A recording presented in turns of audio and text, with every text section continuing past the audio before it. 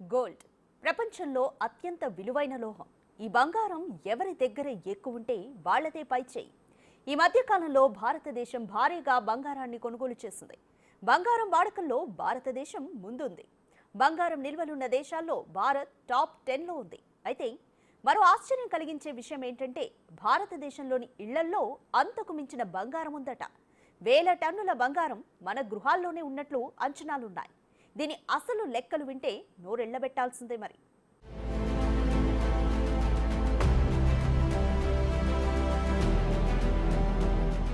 భారతదేశంలో బంగారం ఉండని ఇల్లు ఉందంటే నమ్మడం కష్టం. క్లాస్తో సంబంధం లేకుండా ఎంతో కొంత కనకం కొనడం మనోళ్లకున్న వారసత్వ సంపద. అందుకే భారతదేశంలో బంగారంతో అనుబంధం శతాబ్దాలుగా కొనసాగుతూనే ఉంది. ఇక్కడ ఈ లోహానికి మతపరమైన ఆర్థిక కోణం నుండి ప్రాముఖ్యత ఉంది. అంతకు మించి భారతీయులకు బంగారం అంటే చాలా ఇష్టం కూడా. ముఖ్యంగా భారతీయ మహిళలు బంగారు ఆభరణాలు కొనుగోలు చేయడంలో ముందు వరుసలో ఉంటారు. బంగారం అంటే చాలా మందికి ఇష్టం. అయితే ఇక్కడ చాలా మందికి ఇదొక వ్యసనం కూడా. అయితే ఇటీవల మరింత ఖరీదైన ధర కారణంగా దానిని కొనడం అందరికీ అంత ఈజీ కాదు. అయినప్పటికీ ప్రపంచంలోని అత్యధిక బంగారం ఉన్న దేశాల్లో భారత్ టాప్ లో ఉండడం విశేషం. అందుకే భారత్ను ఒకప్పుడు సోనేకి చిడియా అని పిలిచేవారు. అయితే మొఘల్ ఆక్రమణదారులు బ్రిటిష్ వారు భారతదేశాన్ని భారీగా దోచుకున్నారు. అందులో భారీ మొత్తంలో బంగారాన్ని కూడా ఎత్తుకెళ్లారు. అయినా కానీ నేటికి బంగారాన్ని కాపాడుకోవడంలో భారతదేశం సోనేకి చిడియాలానే ఉంది. ఇటీవల వరల్డ్ గోల్డ్ కౌన్సిల్ వెల్లడించిన నివేదిక ప్రకారం భారతీయ మహిళల వద్ద దాదాపు 22,000 టన్నుల బంగారం ఉంది. దాని విలువ దాదాపు $1 ట్రిలియన్, అంటే దాదాపు 100 లక్షల కోట్లకు పైమాటే. భారతీయ మహిళల వద్ద ఇంత మొత్తంలో బంగారం ఉండడం ప్రపంచంలోని అత్యధికం. ఎందుకంటే ప్రపంచంలోని టాప్ 5 బ్యాంకుల్లో కూడా ఇంత బంగారం నిల్వలు లేవంట. ఇక ఇది భారతదేశం 26 సంవత్సరాల కాలంలో ఆభరణాలు, కడ్డీలు, నాణాలను తయారు చేయడానికి దిగుమతి చేసుకున్న బంగారంతో సమానం.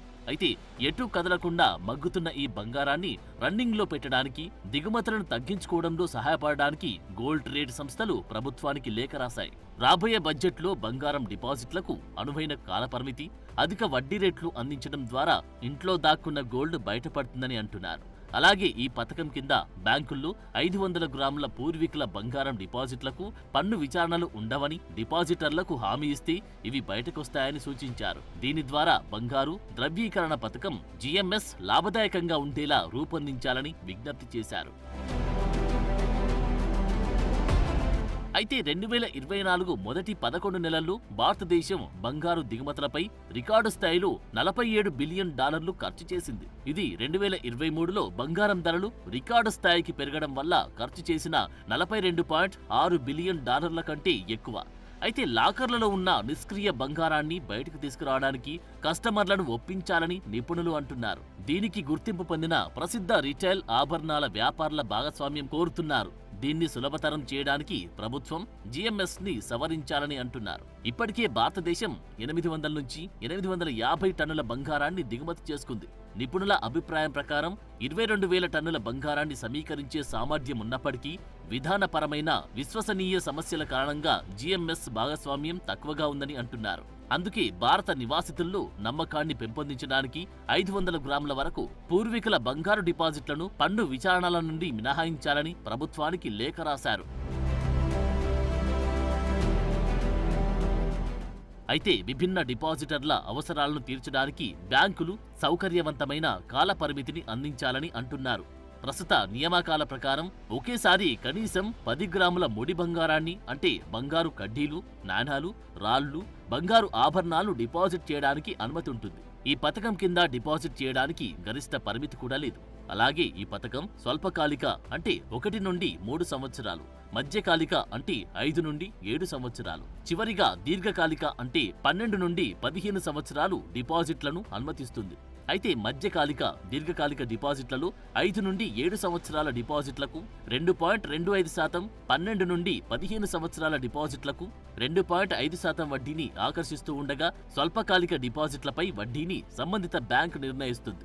దీనివల్ల బంగారం రొటేషన్లలో ఇబ్బందులు ఎదురవుతున్నట్లు నిపుణులు పేర్కొన్నారు. దీని దిశగా ప్రభుత్వం దృష్టి పెట్టాలని కోరుతున్నారు.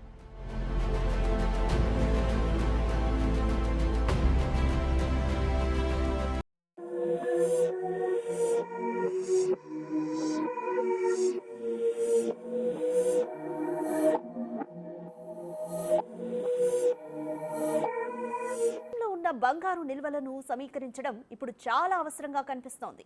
ఇది దేశ ఆర్థిక స్థిరత్వాన్ని పెంచుతోంది, అలాగే విదేశీ దిగుమతులపై ఆధారపడడాన్ని తగ్గిస్తోంది. అయితే దీనికోసం ఇళ్లల్లో ఉన్న బంగారంపై ఆధారపడాలా, లేదంటే సంస్థాగత బంగారంపై, ముఖ్యంగా దేవాలయాల వద్ద ఉన్న బంగారంపై దృష్టి పెట్టాలా అనేది ఇప్పుడు చర్చకు దారితీసింది.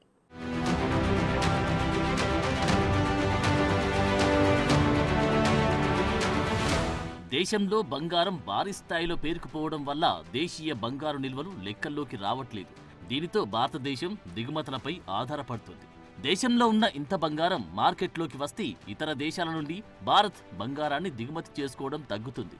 ఎందుకంటే దిగుమతి కోసం భారత్ బిలియన్ల కొద్దీ విదేశీ మారక ద్రవ్యాన్ని ఖర్చు చేస్తోంది. ఇంత భారీ వ్యయాన్ని ఆదా చేయడం వల్ల కలిగే ప్రయోజనాల గురించి ఇప్పుడు చర్చలు జరుగుతున్నాయి.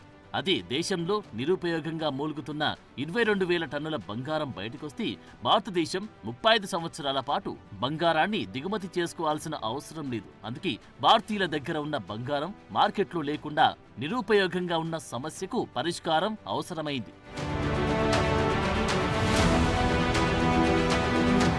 అయితే ఇంత స్థాయిలో బంగారం ఎందుకు బయటకు రావట్లేదు అనే దానికి కారణాలు కూడా చాలానే ఉన్నాయి. తరతరాలుగా సంపాదించిన ఇంట్లోని బంగారం ఆభరణాలకు కొనుగోలు రుజువులు లేకపోవడం పెద్ద సమస్య. ఎవరైనా వాటిని విక్రయించడానికి ప్రయత్నించినప్పుడు పన్ను, నియంత్రణ, అడ్డంకులు కూడా ఎదుర్కోవాల్సి వస్తోంది. ఇక బంగారం ఈ దేశంలో ఒక భావోద్వేగ అనుబంధంతో కూడుకున్న అంశం. కాబట్టి వారసత్వం సంపదగా వచ్చినా ఇప్పుడు కొనుగోలు చేసినా దాన్ని తిరిగి అమ్మడం అనేది చాలా క్లిష్టతరమైన వ్యవహారం. తీవ్రమైన ఆర్థిక పరిస్థితులు ఎదురైతే తప్ప తమ బంగారాన్ని మార్కెట్లోకి తీసుకొస్తారు. దీనికి తోడు వ్యాపారుల మోసాలు ఉండనే ఉన్నాయి. బంగారంలోని స్వచ్ఛత వ్యవహారంలో కస్టమర్ నమ్మిన దానికంటే ఎక్కువ రేటు చెప్తారు.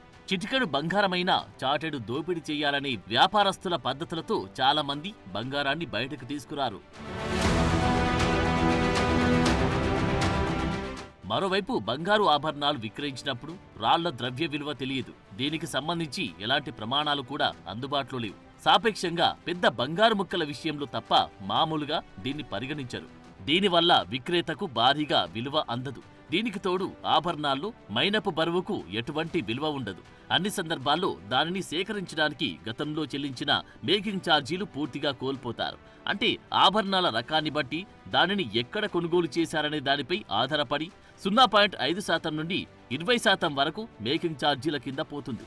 దీనికి తోడు కొనుగోలు ఛార్జీలు, అమ్మకం ఛార్జీల వంటి అదనపు ఖర్చులు ఉండనే ఉన్నాయి. అయితే ఈ సమస్యలకు ముందుగా పరిష్కారాలు కనుక్కోవాలి. కొనుగోలు రుజువుకు సంబంధించిన సవాళ్లను పరిగణలోకి తీసుకోవాలి.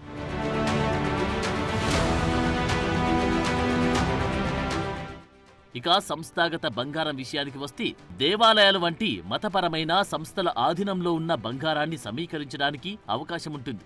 5,000 టన్నులకు పైగా అంటే సుమారుగా $3.75 ట్రిలియన్ విలువైన బంగారం నుండి 10,000 టన్నుల వరకు ఉండి ఆలయ బంగారు నిల్వలు బంగారాన్ని సమీకరించడానికి ఆచరణీయమైన మార్గంగా ఉంటాయి.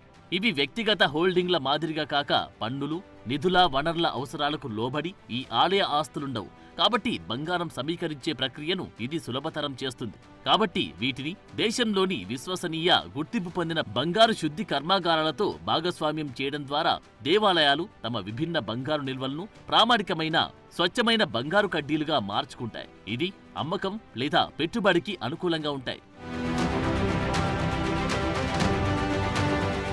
ఇక స్వచ్ఛమైన బంగారు కడ్డీలుగా మార్చిన తర్వాత దేవాలయాలు బంగారాన్ని ఆస్తులుగా నిలుపుకోవడమో లేదంటే బ్యాంకులకు, వ్యాపారులకు విక్రయించే అవకాశం ఉంటుంది. అమ్మకాల ద్వారా వచ్చే ఆదాయాన్ని మరో మార్గంలో ఆదాయం సంపాదించడానికి పెట్టుబడిగా పెట్టొచ్చు. అలాగే నిలుపుకున్న ఆస్తులను వడ్డీని సంపాదించడానికి బ్యాంకులకు అప్పుగా ఇవ్వవచ్చు. తద్వారా నిల్వ, బీమా ఖర్చులు కూడా తగ్గుతాయి. ఇక బ్యాంకులు కూడా బంగారు ఆభరణాల ఫ్యాక్టరీలకు, దేవాలయాలకు చెల్లించే దానికంటే ఎక్కువ వడ్డీ రేటుకు రుణాలు ఇవ్వడం ద్వారా లాభాలను కూడా ఆర్జిస్తాయి.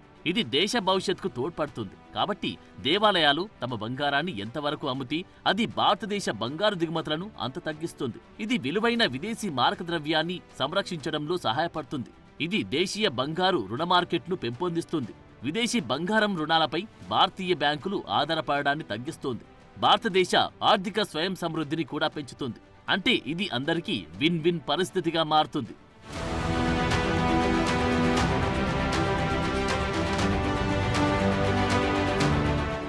నయా భారత్ సాకారం కావాలంటే మన దేశంలోనే ఉన్న బంగారు నిల్వలను ఉపయోగించుకోవాలి. అయితే దీనికి విధాన నిర్ణేతలు, మత సంస్థలు, ప్రైవేట్ రంగాల మధ్య సహకారం కావాలి. అప్పుడే భారతదేశం తన బంగారు నిల్వల పూర్తి సామర్థ్యాన్ని వినియోగించుకుంటుంది. అది దేశ ప్రజలకు, దేశానికి ఉపయోగపడుతుంది.